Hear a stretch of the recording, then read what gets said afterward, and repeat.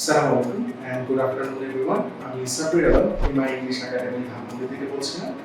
So আজকে আমাদের সাথে আছে আমাদের একজন স্টুডেন্ট ফারিয়া আপু, যিনি আমাদের সাথে 2 months ক্লাস করেছে।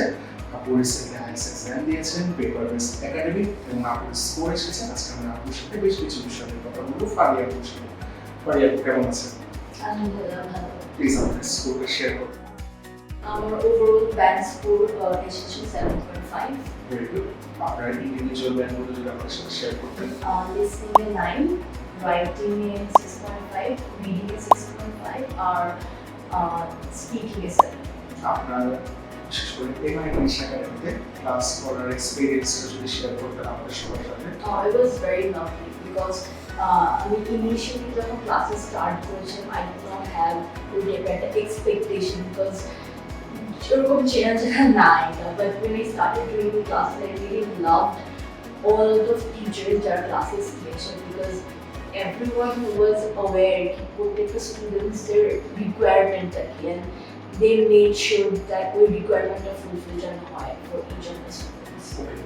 আইএলটিএস প্রস্তুতি নেওয়ার সময় যেটা সবচেয়ে কমন বিষয় আমার ক্ষেত্রে আমার স্টুডেন্টের ক্ষেত্রে একটা মডিউল আমরা সবচেয়ে বেশি পছন্দ করি। সো আপনি আপনার পছন্দের মডিউলটা নিয়ে যেটা আমাদেরকে বলবেন কোন জিনিসটা আপনাকে সবচেয়ে বেশি ভালো লাগতো? স্পিকিংটা আমার সবচেয়ে বেস্ট লাগছে। ওকে, এন্ড আপনি কি সাজেস্ট করবেন কেউ যদি প্রস্তুতি নেওয়ার জন্য শুরু করে আপনাকে কোন মডিউলটাতে কিভাবে প্রস্তুতি নেওয়ার জন্য সাজেস্ট করবেন? So আমার personally tough লাগতো একটু reading মডিউলটা and I would suggest যারা IELTS exam in future time চিন্তা করতেছে ওদের রিডিং এর মডিউলটার উপর বেশি ফোকাস করা উচিত and ওদের যে পেপারস গুলো আছে অনলাইনে এবং বুকসে প্র্যাকটিস বেশি করা উচিত, ওটাতে বেশি ফোকাস করা উচিত। Okay, that's really great. Last time I was sharing a question to share with us.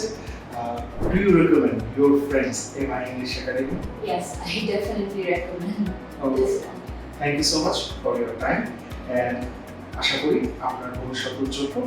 Thank you so much MI English Academy. ভালো থাকবেন।